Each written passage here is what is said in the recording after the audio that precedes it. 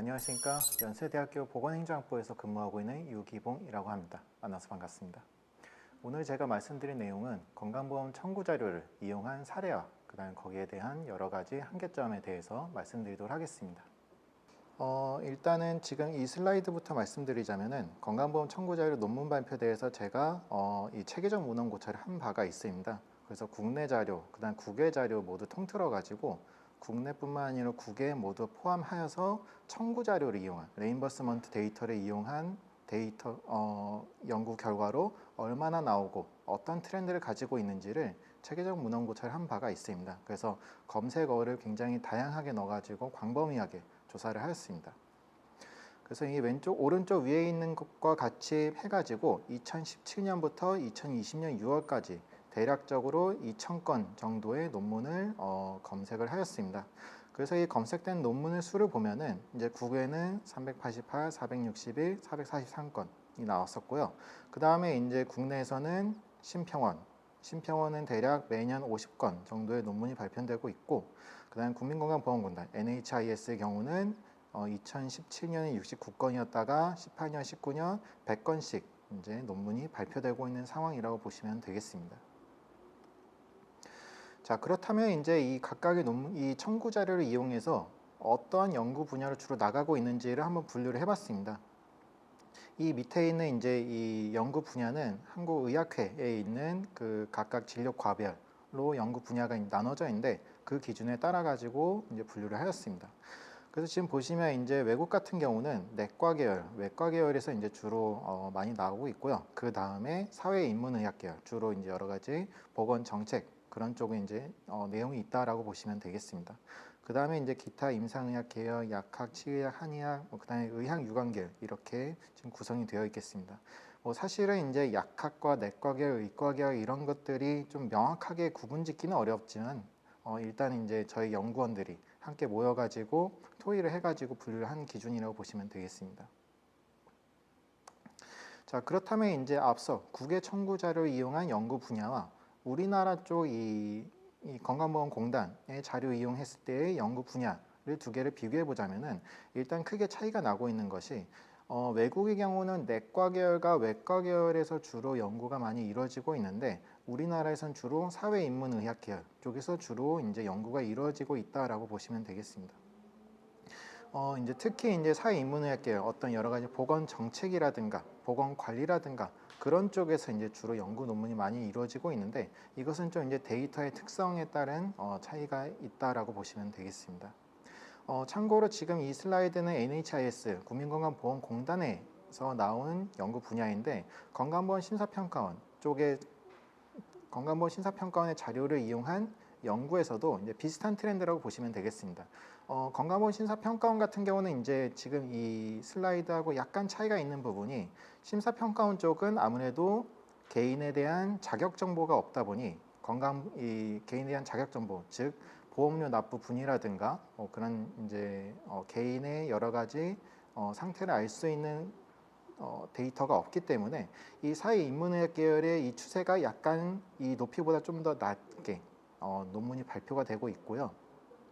대신에 심평원 같은 경우는 여러 가지 산업체, 특히 제약회사들의 접근이 쉽기 때문에 이 약학 쪽에서 좀 더 이제 많은 논문이 발표되고 있는 상황이라고 보시면 되겠습니다. 하여간 이제 외국과 비교해서 우리나라 같은 경우는 내과 계열, 외과 계열 그러한 이제 주로 이제 좀 의학적인 분야 쪽에 연구가 좀 부족한 상황이라고 볼 수 있겠습니다. 그 다음에 이제 이 건강보험 청구 자료로 논문 발표한 것에 이 각각의 임팩트 팩터를 한번 살펴봤습니다. 그래서 여기에는 이제 이 표가 임팩트 팩터인데 일단 이 맥스 값을 보시면 아무래도 외국 쪽은 이제 각각 자국의 상황을 보고하는 것이 있기 때문에 이렇게 외국 같은 경우는 뭐 란셋이라든가 그다음에 뭐 자마라든가 그런 곳에서 나온 논문들이 있기 때문에 임팩트 팩터가 이렇게 높게끔 나온 것을 볼 수가 있겠습니다. 그렇지만 이제 이 중위 숫자를 보면은 이제 이 외국에 있어서의 이 임팩트 팩터의 중위 숫자, 그 다음에 심평원, 공단에서의 중위 숫자는 모두 좀 비슷한 상황이라고 보시면 되겠습니다. 맥스 값은 이제 차이가 있는데 맥스 값은 이제 이렇게 2018년도 7.357, 2019년 6.780 뭐 그렇게 되는데 9개의 경우는 맥스값이 훨씬 더 높은데 이건 아무래도 좀 역시 이 국가적인 상황에 따라 가지고 이렇게 결과가 나온 것 같습니다. 자, 그렇다면은 과연 이제 우리나라 쪽에서 나온 논문들에서는 어떤 식의 연구를 수행하였나에 대해서 좀 몇 가지 사례를 좀 소개해 드리도록 하겠습니다. 참 이제 이거는 알리멘타리 파마콜로지 앤 세라피틱스에 대해서 나온 논문인데 이건 이제 임팩트 팩터 7.357이라고 보시면 되겠습니다. 그래서 이거는 이제 건강보험공단의 데이터를 이용해 가지고 분석을 수행한 연구라고 보시면 되겠습니다. 여기 이렇게 사례가 있는데 제가 뭐 이 사례만 이렇게 딱 보여드린 거는 사실은 여기서 나온 이 연구 디자인이 그다음 분석 방법, 그다음 이 연구가 직접 논문에 기술한 제한점 그런 것들이 일반적으로 국민건강보험공단 혹은 건강보험심사평가원 등의 청구 자료를 이용했을 때 주로 확인되는 한계점이라고 보시면 되겠습니다. 자, 일단 연구 디자인을 보시면은 거의 대부분의 청구 자료를 이용한 연구는 이와 같이 흐름이 있습니다. 어떤 식이냐면 일단 첫 번째로 인구 집단을 정하고요. 그 다음에 워시아웃 피리어드를 정해가지고 인구 집단을 좀 더 명확하게 정의를 하고 그 인구 집단에서 각각의 사용과 사용하지 않은 케이스 해가지고 케이스 그룹과 컨트롤 그룹으로 나누어가지고 이들을 팔로업 해가지고 주로 생존 분석, 콕스 분석을 통해 가지고 집단 간의 차이가 있다 없다를 확인하는 것이 보통 이와 같은 청구자를 이용했을 때 주로 사용하는 연구 트렌드라고 보시면 되겠습니다. 참고로 이제 여담이지만은 타이완 같은 경우도 대만 같은 경우도 국가 청구 자료를 이용해서 굉장히 많은 논문이 나오고 있습니다. 굉장히 많은 논문이 나오고 있는데 그쪽에서도 주로 이와 같은 방식으로 인구 집단 정의하고 워시아웃 피리어드 잡고 그 다음에 매치드 코호트와 같은 방식으로 케이스와 컨트롤 구분을 짓고 그 다음 이들을 콕스로 팔로우하는 거가 굉장히 일반적으로 많이 사용되는 연구 디자인이라고 보시면 되겠습니다. 자, 그렇다면 이제 이 논문에서 제시하고 있는 이 리미테이션 한번 보도록 하겠습니다. 참고로 여기에 쓰여져 있는 이 리미테이션도 다른 논문들의 그 리미테이션과 크게 다를 바가 없습니다. 물론 연구 주제에 따른 세부적인 리미테이션은 있을 수가 있겠지만은 청구 자료를 이용했을 때 항상 거론되는 이 연구의 제한점 그 부분은 지금 이 부분에 거의 다 같이 일맥상통하게 포함이 되어 있다라고 보시면 되겠습니다. 자, 그렇다면 이제 청구 자료를 이용했을 때 주로 언급되는 한계점이 무엇이냐? 여기서 보시면은 미스클래시피케이션 오브 디지스가 나와 있죠. 뭐 지금은 굉장히 많이 나아졌는데요. 지금은 굉장히 많이 나아졌는데 예전에는 청구 자료를 이용해서 논문을 내면은 어떤 식의 코멘트가 종종 왔었냐면은 우리들은 당신네 나라의 진단 코드 그거를 못 믿겠다. 그런 종류의 코멘트, 리뷰 코멘트도 날라온 적이 있습니다. 그러니까 한마디로 청구 자료에 기입이 되어 있는 진단 코드라든가 그런 것들을 믿기 힘들다. 라는 이제 그런 좀 한계점이 있습니다. 그래서 지금 여기서도 지금 이 저자가 언급한 것이 약간의 이런 오분류가 발생할 수가 있다. 코딩이라든가 뭐 이런 에러가 있을 수가 있다라고 언급을 하고 있고요. 그 다음 이 밑에 쪽은 뭐 전체적으로 다 이제 관련된 내용인데 뭐 크게 이 밑에 있는 이 나머지 이 제한점들은 전부 다 하나로 묶어서 표현하자면은 한마디로 청구 자료가 가지고 있는 한계점 핵심적으로는 청구상의 데이터만 있을 뿐이지 청구상에 필요한 변수만 있을 뿐이지 실질적인 여러 가지 임상 정보, 바이오마커 정보, 그 외 여러 가지 뭐 세부적인 뭐 중증도 정보라든가 그런 것이 없다라는 한계점을 담고 있다라고 보시면 되겠습니다. 지금 이제 여기는 세컨드 이 리미테이션 같은 경우는 이제 어떤 이 셀렉션 바이어스에 대한 내용이라고 보시면 되겠습니다. 환자의 선호에 대한 부분. 네. 그 다음에 이제 여기 것 같은 경우 이 세 번째 것 같은 경우는 알려진 리스크 팩터에 대한 추가적인 변수가 없다. 그 다음에는 또 뭐냐면은 어떤 이 세부 질환에 대한 로케이션이나 듀레이션이 뭐 이제 정보가 없다. 자, 그 다음에는 이 세부 이 질환에 대한 뭐 자세한 아웃컴들 대한 정보가 없다. 한마디로 청구 자료상에서 우리가 쓸 때 가장 크게 문제가 되는 것은 아마 다들 아시리라 생각을 하지만 어떤 진단 코드만 있고 어떠한 처치가 이루어졌다, 어떤 약을 복용했다 정도까지만 있지만 해당 질환이 얼마나 심각한지, 그 다음에 해당 질환이 진단 코드로만 있지만은 어느 부위에 발병했고, 그 다음에 뭐 암으로 치자면 몇 기인지 그런 것들에 대한 정보가 없는 것이 이제 주로 언급되는 이 건강보험 청구자료 이용했을 때의 한계점이라고 보시면 되겠습니다. 네, 자, 그다음 이제 다음 논문 한번 보도록 하죠. 이제 이거 같은 경우는 BMJ 계열 쪽에서 실린 논문이라고 보시면 되겠습니다. 그래서 임팩트 팩터는 7.332라고 보시면 되겠습니다. 그래서 이 제목을 보시면은 슬립 디스터번스하고 그 다음에 카디오베스큘러 디지즈랑 올코스 모탈리티에 대한 이제 어소시에이션을 본 것이고, 인구 집단은 뉴 온셋, 그 다음에 제2형 당뇨라고 보시면 되겠습니다.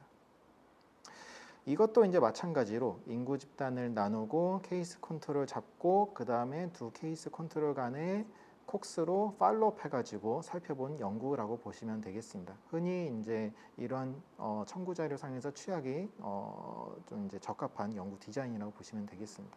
굉장히 일반적으로 뭐 청구 자료라면은 국내뿐만 아니고 국외에서 다 이제 일반적으로 쓰는 연구 디자인이라고 보시면 되겠습니다.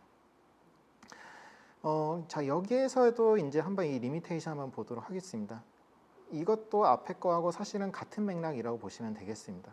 자, 앞서도 말씀드렸던 것이 진단 코드만 있을 뿐이지 그 다음에 상세한 여러 가지 추가적인 정보가 없다라고 말씀드렸듯이, 여기에서도 이제 저자들이 언급하는 것이 자, 이러한 슬립 리레이트 팩터, 뭔가 추가적인, 그러니까 여기서 이제 슬립 디스터번스가 이제 핵심 메인 인디펜던트 베리어블인데, 여기서 이제 슬립 듀레이션, 뎁스, 타이밍, 이런 디그리, 이런 것들이 정보가 없고 단지 슬립 디스터번스가 있다 없다에 대한 진단 코드만 가지고 분석한 것이기 때문에 여기에 대한 이제 한계점이라고 보시면 되겠습니다.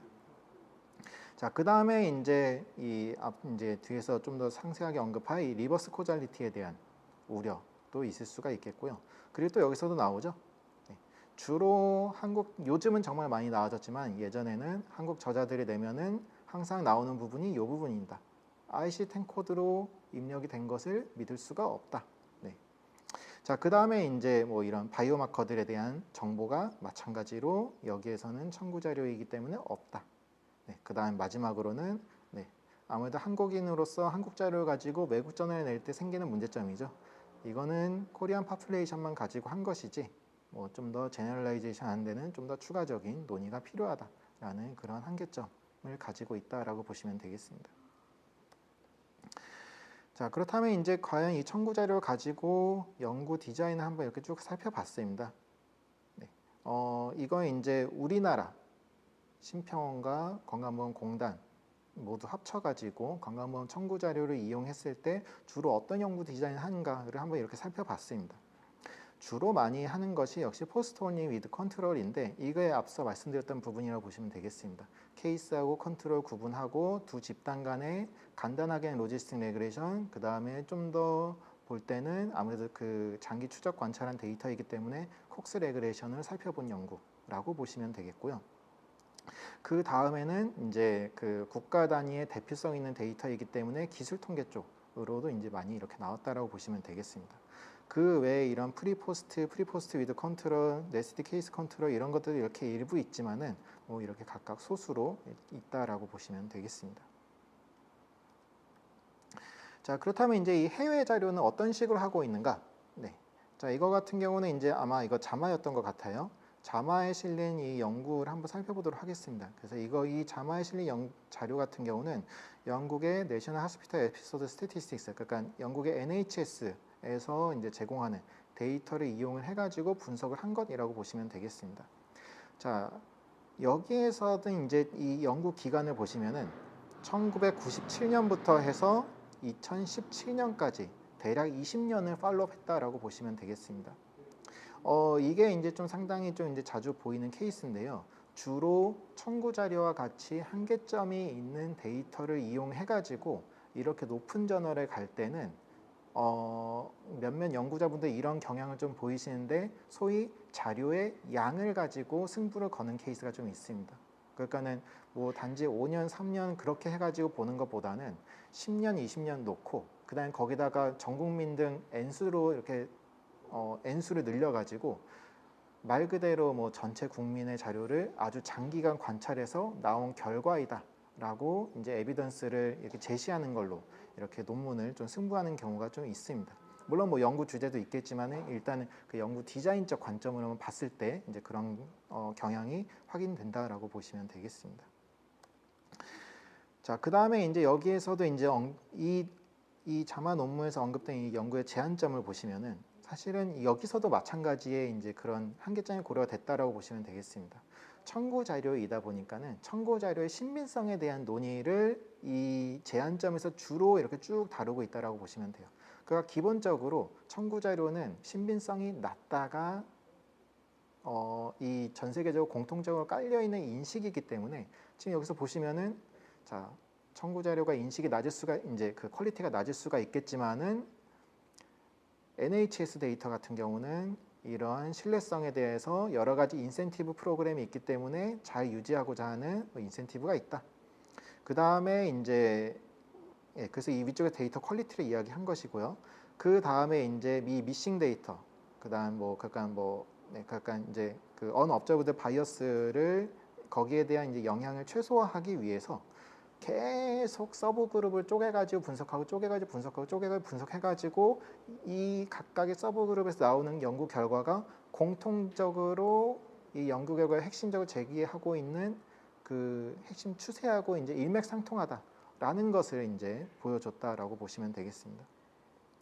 그 다음에 이제 여기에서는 이제 이 연구이다 보니까는 이 프라이빗 하스피털에 대한 이제 여러 가지 정보가 없는데 그래도 여기에서 이 연구에서는 뭐 다음과 같은 이야기로 뭐 좀 어느 정도 적을 것이다라고 이제 서술하고 있는 부분이 있다라고 보시면 되겠습니다. 네, 그래서 이제 종합을 하자면은 이 건강보험 청구 자료를 이용해가지고 이 분석을 할 때 주로 나온 한계점, 질병에 대한 코딩 에러 부분이 이제 항상 언급이 되고 있습니다.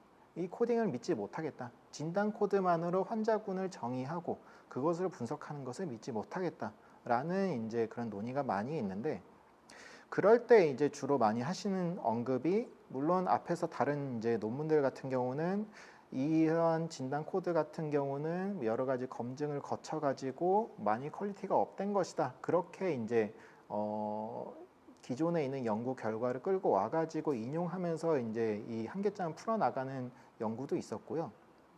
그렇지만 이제 거의 대부분 어떤 경우로 진행을 하냐면은 의약품 처방이나 그 다음에 처치 시술 코드 그 의약품 같은 경우는 코딩 에러가 보통은 있기가 힘듭니다. 물론 있을 수가 있지만은 그 진단 코드에 비해서는 의약품 처방의 경우는 이 직접적인 수가와 뭐 다른 여러 가지 것들이 얽혀 있기 때문에 의약품 쪽은 좀 어느 정도 안정적이다라고 좀 보는 시각이 있습니다. 그래서 어떤 환자군을 정의할 때 진단 코드로만 환자군을 정의하는 것이 아니고 의약품 코드까지 같이 함께 해가지고 환자군을 정의하는 것이 필요하겠고요. 의약품이 만약에 좀 정의하기 어렵다면 추가적으로 쓸 수가 있는 것이 이 프로시저 코드도 같이 사용을 하는 것이 이제 많이 도움이 될 수가 있다라고 보시면 되겠습니다. 자, 그 다음에 이제 이 임상 지표가 부족한 부분이 있을 수가 있는데 앞서 그런 뭐 바이오마커라든가 그 다음에 이 환자의 뭐 여러 가지 암으로 치자면 뭐 기수라든가 그런 것에 대한 이제 이 추가적인 정보가 임상 지표가 많이 부족한 경우가 있는데 이건 사실은 답이 없죠. 사실은 답이 없습니다. 여기 제가 대응법이라고 써는 거는 정말 고육지책으로 써는 거고 사실은 답이 없습니다. 추가적으로 병원에 있는 EMR 데이터라든가 다른 데이터를 연계해서 사용하지 않는 이상은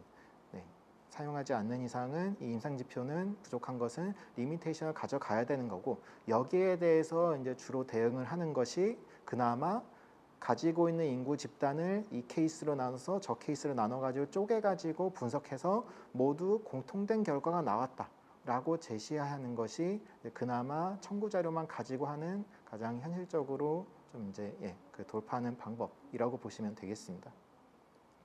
그러니까 이제 핵심은 이런 거죠.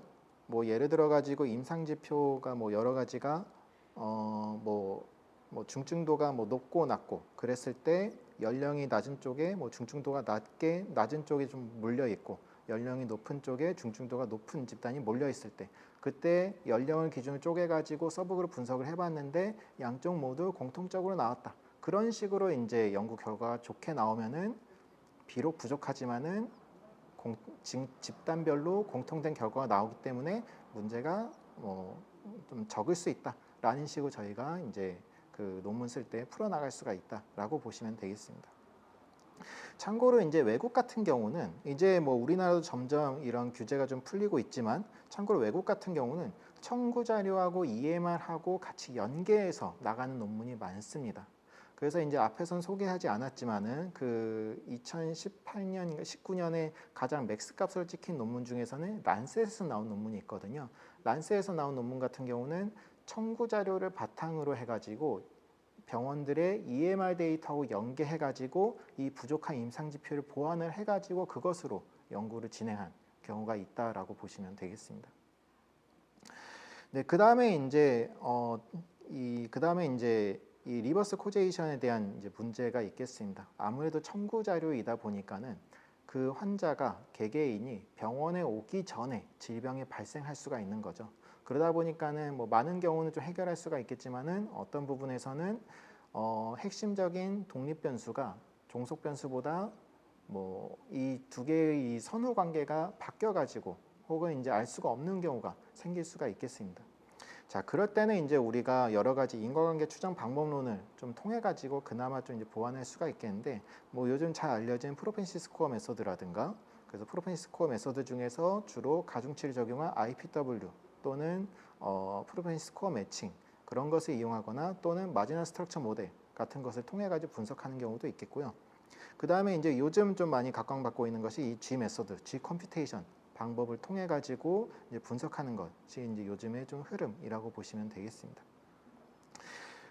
네, 그래서 이제 이 청구 자료를 이용할 때 이제 발전 방향은 이제 뭐 여러 가지 다양한 면에서의 활용이 좀 많이 필요한데 지금 이제 사실은 우리가 연구 분석을 할 때 이 청구 자료에 굉장히 많은 변수들이 있는데 우리가 여러 가지 통계적인 모델 한계상 많이 누락시키고 가는 부분이 많습니다. 왜냐하면은 각종 부상병들 그 다음에 각종 의약품 청구 정보들, 각종 처치 및 시술 코드들 그런 정보들이 있는데 뭐 아마 이 이야기를 들으시는 이제 선생님들께서는 굳이 그런 걸 다 써야 되나 실제로 임상적으로 의미가 없는데라고 생각하시는 분들도 계시겠고 어떤 분들은 그래도 어느 정도 서로 간의 연관성, 코릴레이션이 있지 않을까라고 생각하시는 분들도 계실 겁니다. 그렇지만 이제 거기 있는 정보들도 모두 하나하나의 정보들이기 때문에 이런 것들을 모두 같이 포함을 해가지고 연구를 진행하는 하이 디멘전의 관점에서 분석하는 것도 한 가지 이제 연구의 발전 방향이라고 보시면 되겠습니다. 그래서 이제 그런 관점에서 주로 이제 요즘 많이 언급이 되고 있는 뭐 딥러닝이라든가 AI라든가 그런 것을 이제 우리 청구 자료 상에 적용하는 것이 앞으로의 또 한 가지 발전 방향이라고 보시면 되겠습니다. 네, 지금까지 이제 건강보험 청구 자료를 이용한 연구 사례와 한계점을 좀 살펴봤습니다. 사실은 우리나라가 가지고 있는 이 한계점이 우리나라뿐만 아니고 외국에서 청구 자료를 이용할 때 늘 생기는 한계점이라고 보시면 되겠습니다. 그래서 이제 그 한계점을 여러 가지 다양한 변수들이라든가 다양한 연구 디자인, 그 다음에 자료의 연계를 통해 가지고 극복하는 것이 이제 앞으로의 발전 방향이라고 보시면 되겠습니다. 이상입니다. 감사합니다.